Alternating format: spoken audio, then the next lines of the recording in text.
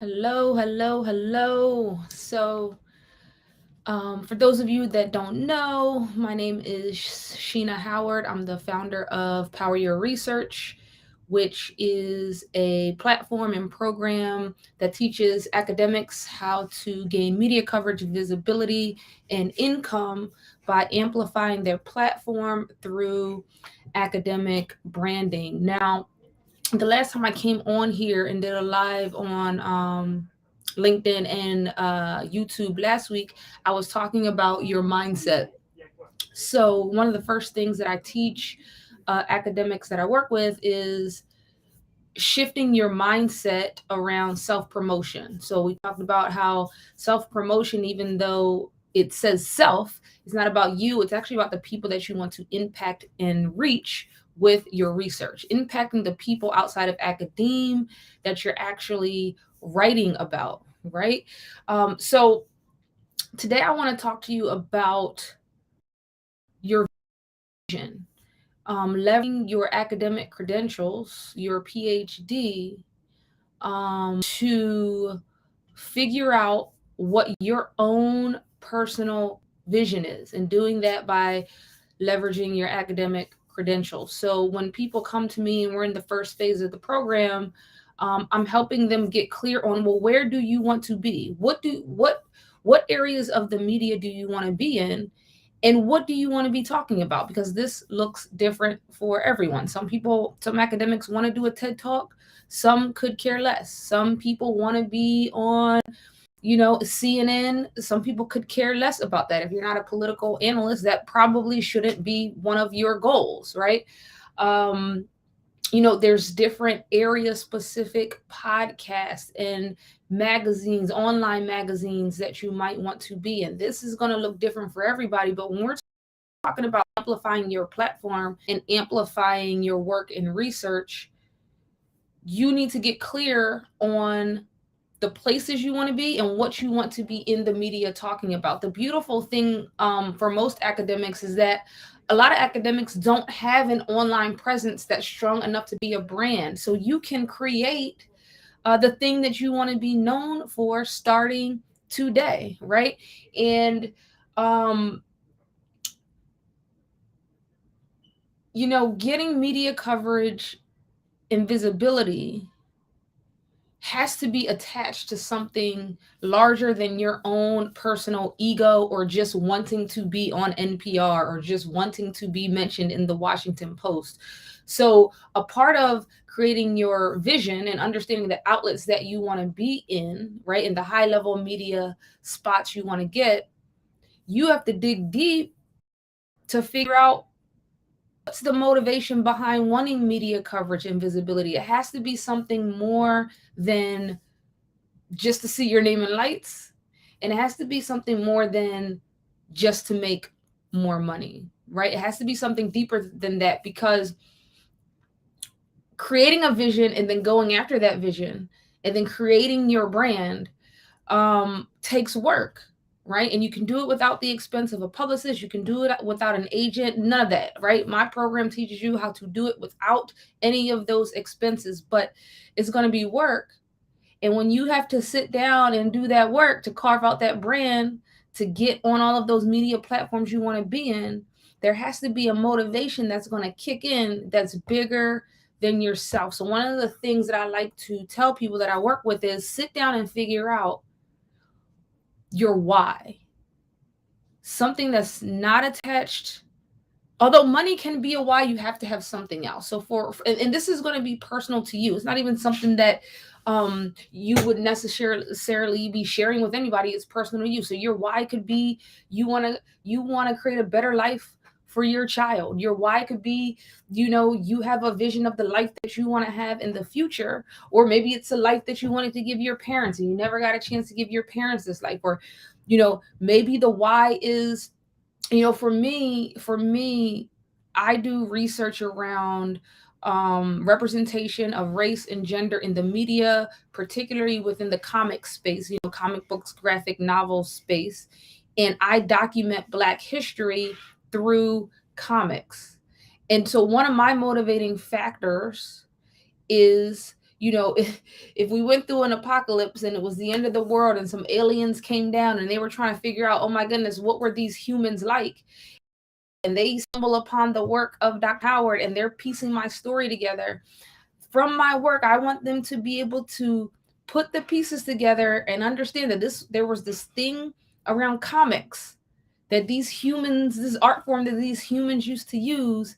And oh my goodness, there were a lot of African Americans in this space documenting Black history. And Dr. Howard was one of those people. When they reconstruct my story, Dr. Howard was one of those people that has this massive preservation of Black comics, right? And so they can understand some part of human history a little bit better by tracing the documentation. One of my motivating factors, right? My other motivating factor is through all of my work, right? Whether it's doing this Power Your Research program or writing comic books or researching about representation, through all of this work, I want to create experiences for free thinkers to feel empowered when they're challenging the status quo. So if you're up against a wall, right, you're going up for tenure, you're trying to negotiate a higher speaking rate, whatever it is, I want you to hear my voice in your head or think about a character that I wrote.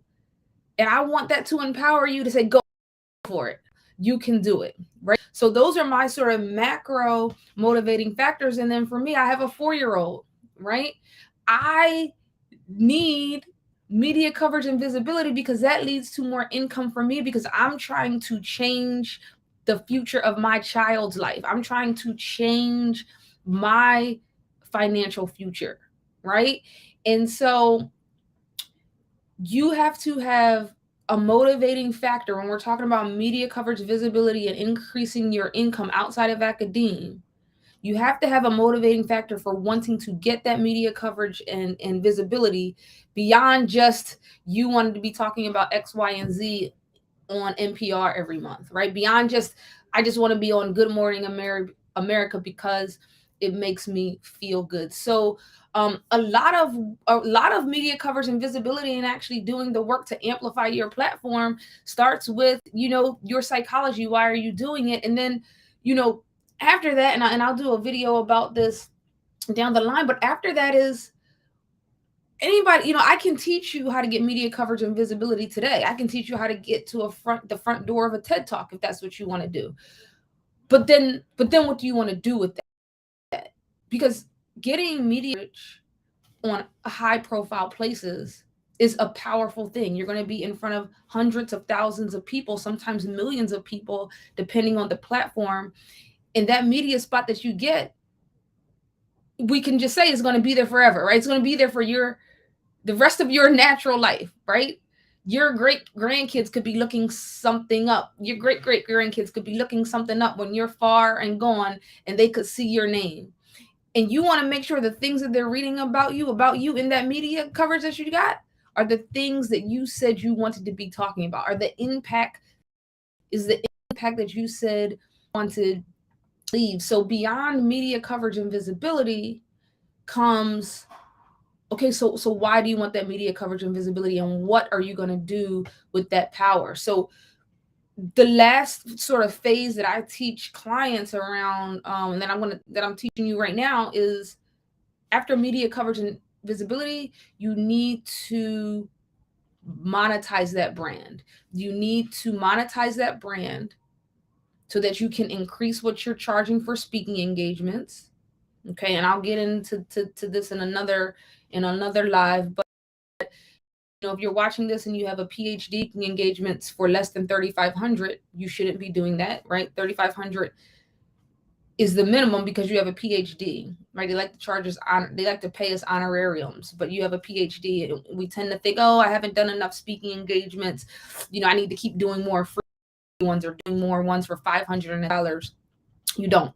But so even with that piece, teaching you how to build equity in your brand and monetize the brand that you've worked so hard to create or that you're creating, what is that income going to mean to you? What is it going to, how are you going to use that income not to just change your financial life, but the lives of other people, right? The lives of the people that you're reaching. And for you, it's going to be different, right? It could be, maybe you do climate change research, maybe you do research around mental health, maybe you do research around music therapy, right?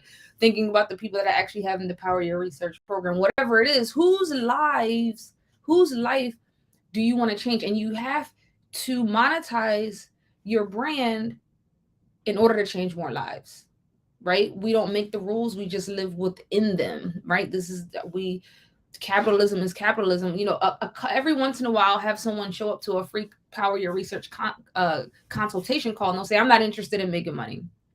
Well, then you're not interested in impacting a large number of people with your work then, right? Because the more money you have, the more people you can impact. And if you say you want media coverage and visibility, and you want to impact as many people as you can around your area of expertise, or the thing that you said you wanted to be known for, if you want to help those people that you're researching and writing about, you do that by building equity in your brand. So I'll stop there. I'll jump on maybe next week and hit you with another live. Feel free to drop some questions in the comments, or drop some questions in my inbox.